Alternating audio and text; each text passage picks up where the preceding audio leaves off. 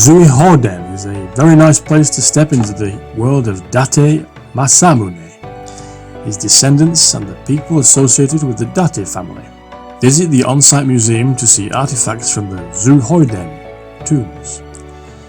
I also recommend you dedicate some time to enjoying some of the cafes nearby.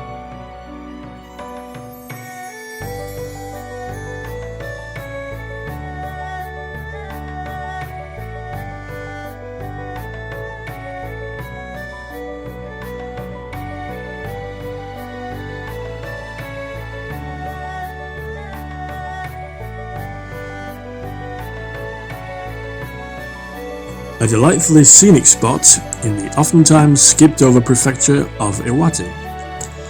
Genbikei Gorge is where you can leisurely spend a couple of hours with nature.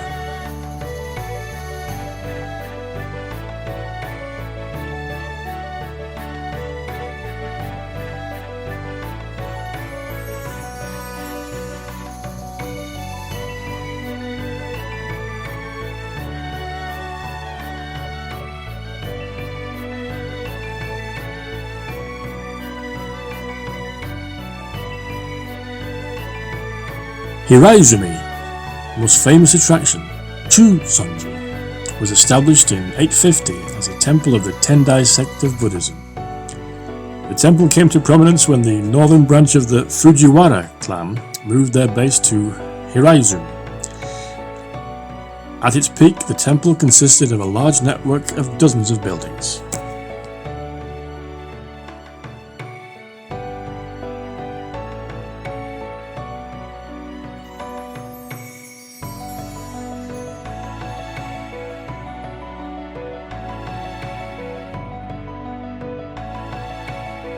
Matsuo Basho was the most famous haiku poet of the Edo period in Japan.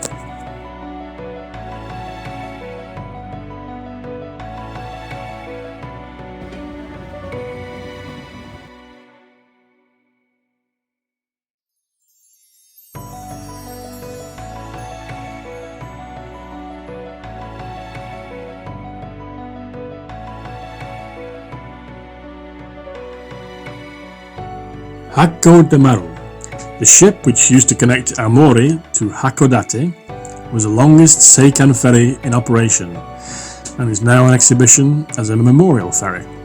Before the opening of the Seikan undersea tunnel, ferries were the main mode of transport between Hokkaido and the main island of Japan. The Hakodamaru ferry operated for 23 years and 7 months, which was the longest out of all ferries. The Nabuta Museum Warase is a facility that introduces the history and charms of the Aomori Nabuta Festival. At the museum, you can experience every aspect of the festival.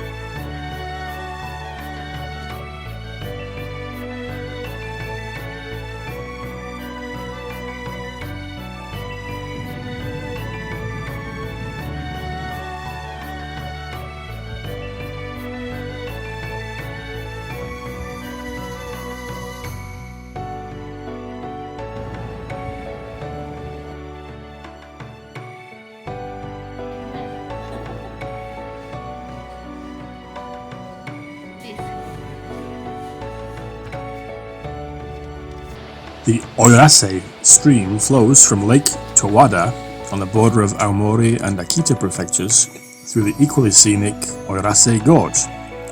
Hiking or biking along it, you'll see why the stream and the gorge have inspired painters and poets for centuries.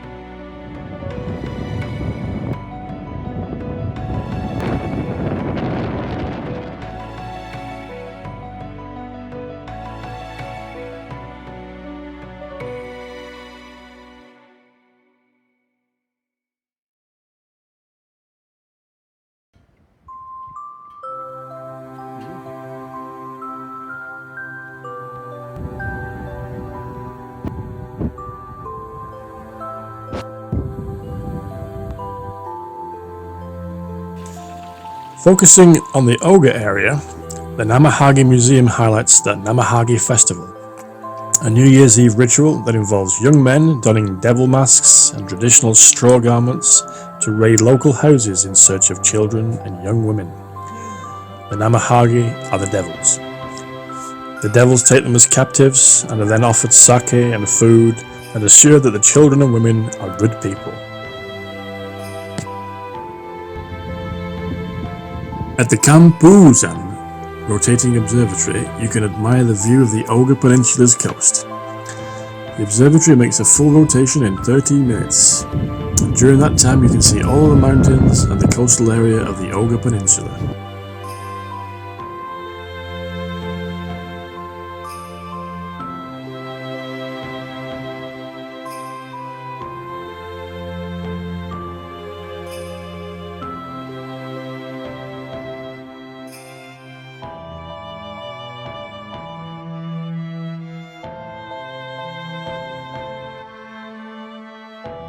Kiritampo is a Japanese dish particularly in Akita Prefecture. Freshly cooked rice is pounded until somewhat mashed, then formed into cylinders around Japanese cedar skewers and toasted over an open hearth. It can then be served with sweet miso or cooked as dumplings with meat and vegetables in soups. The Akita Nairiku line runs toward the stop of Kakunadate in Senboku City and dates back to the 1930s. Japan's Shinkansen network makes for speedy travel, but it's often hard to truly enjoy the scenery outside your window when you're moving at hundreds of kilometers an hour.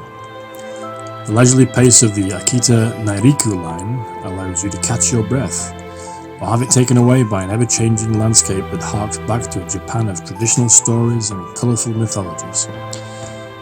While stunning views can be seen throughout the four seasons, a winter journey through the snow country can be an unforgettable experience.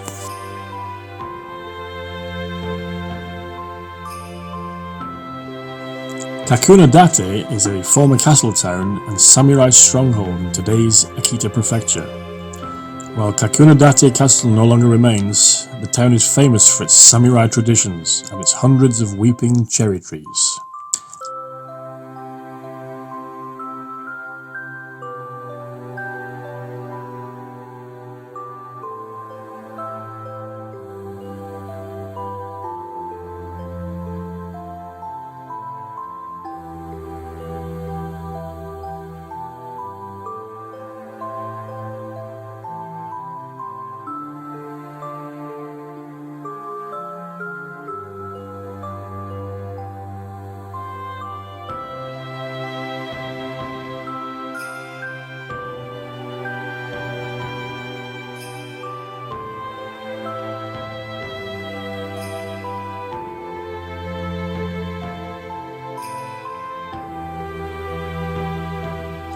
Apart from the loss of its castle, Kakunadate remains remarkably unchanged since its founding in 1620.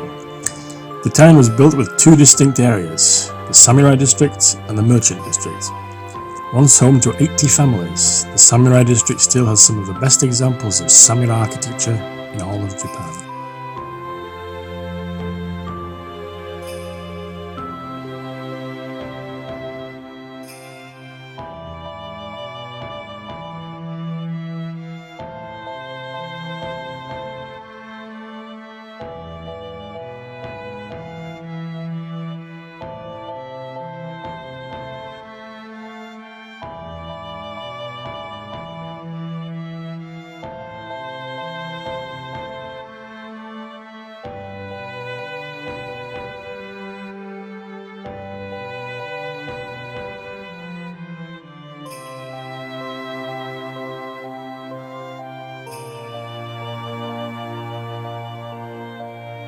A ryokan is a type of traditional Japanese inn that typically features tatami matted rooms, communal baths, and other public areas where visitors may wear yukata and talk with the owner.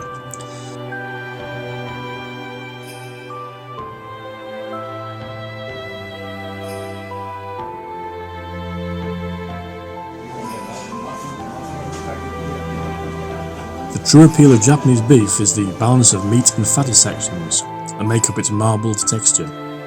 When grilled, the sweet fat oozes out for a melt-in-your-mouth experience.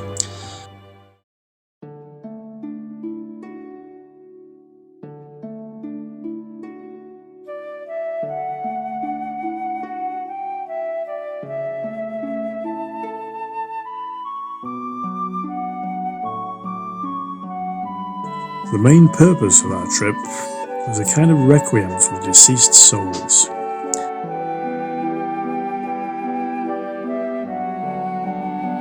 And to pray for the rapid and complete revival of the Tohoku region.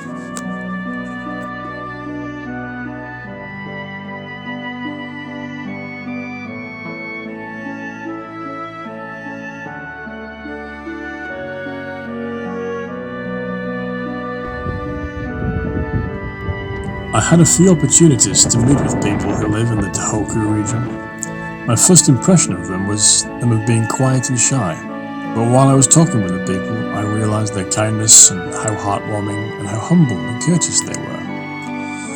In 2011, on March 11th, an unprecedented disaster hit the Tohoku area through a powerful earthquake and tsunami.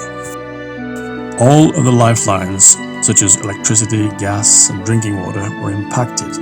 Public transportation networks were paralysed. Even throughout such chaos, there was neither rioting nor looting, and the people just waited for buses by making lineups without knowing if or when they would come. They shared food and drink and cooperated with each other. There was no complaining, instead they just expressed their thanks towards the supporters and the volunteers who came for them. I wonder where their perseverance comes from. Since the years of their ancestors, they have lived within a brutally harsh nature with lots of snow and strong persistent winds, and have tried to focus on showing their gratitude for being there now. I felt that their inner and outer strength was down to an enduring ancestry, a harsh natural setting, and their inbred spirit of thankfulness.